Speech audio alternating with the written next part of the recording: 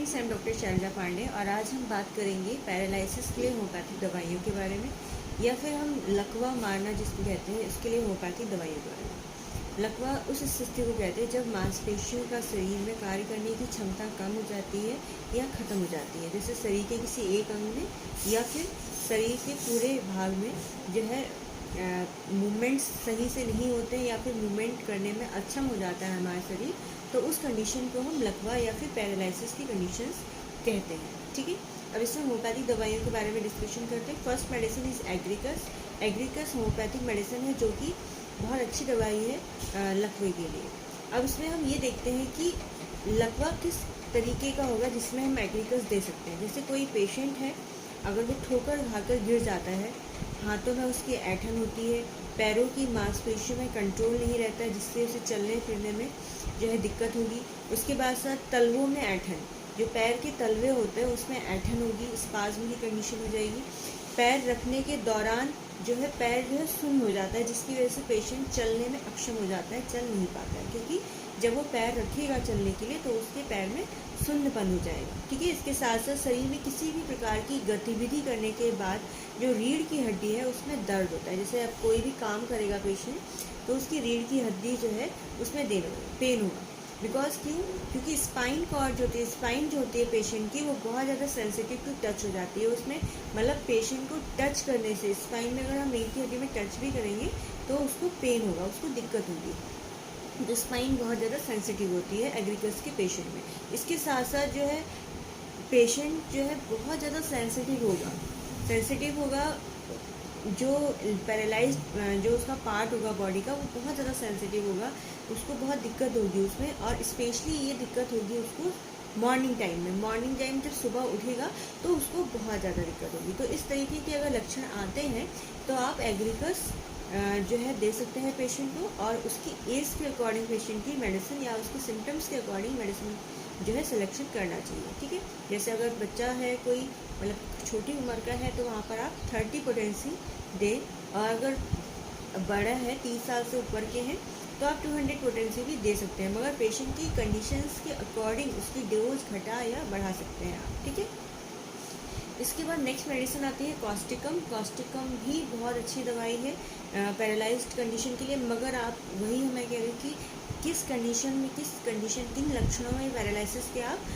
दवाइयों को देंगे। तो जैसे अगर पेशेंट की पलकें, टंग, जीभ हो गया, वोकल कॉर्ड हो गया, चेहरा हो गया, हाथ पैर हो गए और यूरिनरी ब्लैडर हो गया, वहाँ पर अगर पेशेंट को पैरालिसिस की कंडीशन है, पलकें, टंग, वोकल कॉर्ड और यूरिनरी ब्लैडर हो गए, हाथ पैर हो गए, अगर यहाँ पर पैरालिसिस की कंडीशन है तो वहाँ पर आप कॉस्टिकम मेडिसिन देंगे। ठीक है, अब शरीर के दाएं हिस्से को, दायां जो हिस्सा होता है शरीर के, वो ज़्यादा प्रभावित होता है कॉस्टिकम के पेशेंट में। अगर आपका मतलब पेशेंट आ रहा है उसका दायां हिस्सा ज़्यादा प्रभावित है पैरालिसिस से, तो वहाँ पर आप कॉस्टिकम सोच सकते हैं। ठीक है, हाथ की मांसपेशियों में बहुत ज़्यादा मतलब अनकंट्रोल होंगी, अस्थिरता होगी। ठीक है, हाथों में जो है पेशेंट कहेगा मेरे हाथ सुन्न हो जाते हैं, नमनेस होगी, मतलब कोई भी चीज़ पकड़ने में उसको उसकी ग्रिप पावर जो होती है वो कम हो जाती है, सुन्नपन हो जाता है। ठीक है, तो अगर ऐसा कुछ होता है तो आप वहाँ पर कॉस्टिकम मेडिसिन दे सकते हैं, बहुत अच्छी दवाई होती है। Third medicine is gelsemium. Gelsemium भी पैरालिसिस के लिए बहुत अच्छी दवाई है। जेलसीनियम जैसे है क्या है, अगर पेशेंट को जैसे डिप्थीरिया के बाद अगर लकवा हुआ है, कोई पेशेंट डिप्थीरिया की डिजीज़, डिप्थीरिया पता ही होगा सबको, गले में सूजन आ जाती है, पेशेंट को निकलने में दिक्कत होती है, स्वेलिंग हो जाती है गले में। ठीक है, तो डिप्थीरिया की अगर कंडीशन आ जाती है और उसके बाद पेशेंट को अगर पैरालिसिस की कंडीशन हो जाती है तो वहाँ पर जेलसीनियम बहुत अच्छी दवाई है। इसके साथ साथ पेशेंट में क्या क्या सिम्टम होंगे, डलनेस, डिजीनेस, है ना, तो ये दिक्कतें होंगी, उसमें मांसपेशियों में कमजोरी होगी, पेशेंट को थकान आएगी, तालमेल बिठाने में दिक्कत होगी, मतलब इनकोऑर्डिनेशन हो जाएगा पेशेंट को चलने फिरने में। तो ऐसी अगर दिक्कत होती है वहाँ पर जेलसीनियम बहुत अच्छी मेडिसिन है।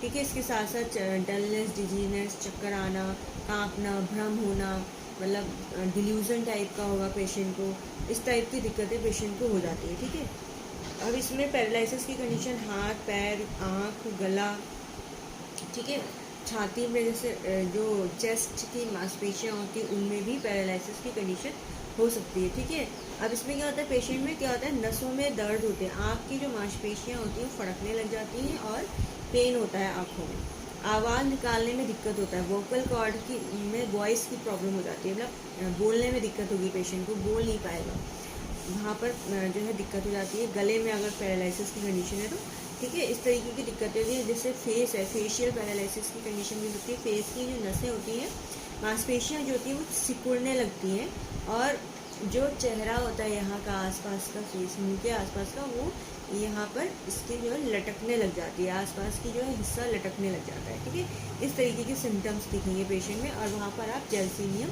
पेशेंट को दे सकते हैं। ठीक है, अब एक मेडिसिन आती है लेथिरस, लेथिरस सैंटिवस। ठीक है, ये जो है अच्छी मेडिसिन है पैरालिसिस के लिए। इसमें क्या होता है, अगर पेशेंट को पोलियो या फिर इन्फ्लुएंजा के बाद पैरालिसिस की कंडीशन हो रही है तो यहाँ पे लेथिरस जो है मेडिसिन बहुत अच्छी मेडिसिन होती है।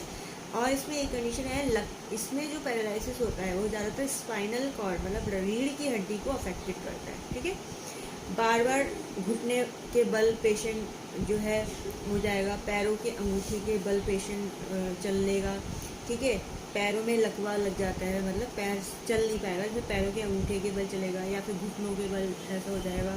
बैठने के दौरान पैर पर पैर रखने पर स्ट्रेच करने में उसको दिक्कत होगी, जैसे हम पैर पे पैर रख के ऐसे बैठते हैं, मगर जो पेशेंट होगा लेथिरस का, पैरालिसिस कंडीशन का, वो उसको एक दूसरे के अपने ऊपर पैर रख के बैठने में उसको दिक्कत होगी। ठीक है, पैरों में ऐंठन और जो ठंड में बढ़ जाएगी। ठीक है, इस तरीके की दिक्कतें होती हैं, तो वहाँ पर हम लेथिरस मेडिसिन होम्योपैथिक है वो दे सकते हैं। ठीक है, नक्स वोमिका भी पैरालिसिस के लिए बहुत अच्छी मेडिसिन है। इसमें क्या होता है कि नर्वस सिस्टम में गड़बड़ी के कारण बहुत ज़्यादा सेंसिटिविटी पेशेंट में आ जाती है, तो वहाँ पर नक्स वोमिका बहुत अच्छी दवाई है। इसमें क्या होता है कि हाथ पैरों में कमजोरी आएगी और पेशेंट जो है लकवाग्रस्त अपने आप को महसूस करेगा, हाथ पैरों में इतनी कमजोरी आ जाएगी कि उसे लगेगा कि उसकी मतलब ताकत ख़त्म हो चुकी है हाथ पैरों की। ठीक है, चलते समय पैर घसीट के चलेगा पेशेंट, बहुत ज़्यादा एग्जॉस्टेड होगा, थकान आएगी उसे। ठीक है, आंशिक रूप से मतलब लकवाग्रस्त हो जाएगा पेशेंट, ऐसा महसूस होगा कि जैसे उसके हाथ पैर सुन्न हो गए, उसमें बिल्कुल जान नहीं है। इस तरीके की दिक्कतें अगर होती हैं पेशेंट को तो वहाँ पे नक्स वोमिका हम दे सकते हैं। फॉस्फोरस भी बहुत अच्छी मेडिसिन है लकवे के लिए, मतलब पैरालिसिस के लिए। फॉस्फोरस में क्या होता है कि नसों में सूजन और सूजन आ जाती है, उसके साथ साथ मांसपेशियों में सूजन आती है, पैरों में जलन होगी बहुत ज़्यादा पेशेंट की, थकान आएगी, थकान की वजह से हाथ पैरों में कंपन होगा, ट्रैवलिंग होगी, हाथ पैर जो है वही मैंने कहा नमनेस हो जाएगी, इसमें भी शून्यपन हो जाता है चीज़ों को पकड़ने में। पेशेंट के हाथ पैर होंगे उनमें ग्रिपिंग कम हो जाएगी, मतलब कोई भी चीज़ पकड़ नहीं पाएगा, होल्ड नहीं कर पाएगा। ठीक है, पूरे शरीर में वीकनेस बहुत ज़्यादा होगी। डिप्थीरिया के बाद पैरालिसिस होगा और उसमें ऐसा लगेगा पेशेंट को, जो होगा डिप्थीरिया के बाद पेशेंट को पैरालिसिस की कंडीशन हो सकती है, फॉस्फोरस वहाँ देंगे, पेशेंट में सिम्टम होगा फॉस्फोरस के, उसमें ऐसा लगेगा कि उसकी स्किन में कीड़े चल रहे हैं। इस तरीके की अगर दिक्कत हो रही है तो कहेगा कि मुझे यहाँ के साइड या एक साइड जहाँ पैरालिसिस अफेक्टेड होने वाला होगा वहाँ पे पेशेंट कहेगा कि मेरी स्किन के अंदर ऐसा लग रहा है कीड़े जैसे चल रहे हैं, तो वहाँ पर हम पेशेंट को फॉस्फोरस दे सकते हैं, वो उसके लिए बहुत अच्छी मेडिसिन है। प्लम्बम मेटिकलिकम भी पैरालिसिस के लिए बहुत अच्छी मेडिसिन है। लेड पॉइजनिंग के लक्षण होते हैं इसमें, मल्टीपल स्क्लेरोसिस। ठीक है, इसके साथ साथ अगर पेशेंट को पोलियो अगर हो चुका है पहले तो उसमें बहुत ज़्यादा चांसेस रहते हैं। उसके साथ साथ किसी भी नस या फिर मांसपेशी में लकवा हो सकता है प्लम्बम में, हाथ पैरों को उठाने में पेशेंट को दिक्कत होगी, जो थाइज होती है वहाँ पर मस्कुलर पेन बहुत ज़्यादा होगा पेशेंट में, पेशेंट की काफ मसल्स में बहुत ज़्यादा पेन और ऐंठन होगी, स्पाज्म कंडीशन, हाथ पैर स्ट्रेच करने में खींचने में उसको बहुत दिक्कत होगी, हाथ पैरों में मरोड़े ऐसा पेन होगा, कपकपी होगी, नमनेस हो जाएगी हाथ पैरों में, मांसपेशियाँ उसको इतना ज़्यादा पेन होगा ऐसा लगता है फट जाएंगी, इस तरीके की दिक्कतें होंगी। ठीक है, ऊपर से हाथ पैरों में उसको ठंडक महसूस होगी। तो अगर ऐसी कोई दिक्कत हो रही है पेशेंट को, ऐसे सिम्टम्स आपके पास लेके आ रहा है, तो वहाँ प्लम्बम मेटिकलिकम बहुत अच्छी दवाई है लकवे के लिए। ठीक है, तो इस तरीके से हम पैरालिसिस का ट्रीटमेंट होम्योपैथी में कर सकते हैं। बस इतना ध्यान रखें कि आप जिस मरीज़ का इलाज कर रहे हैं, जिसे दवाई दे रहे हैं, उसके लक्षणों को उससे पता कर लें, दूसरी बात, उसको पैरालिसिस की कंडीशन क्यों हो रही है, शॉक की वजह से, कोई एक्सीडेंट हुआ था, कोई चोट लगी थी या फिर कोई जेनेटिक तो नहीं है। तो ये चीज़ें आपको पता होनी बहुत ज़रूरी है।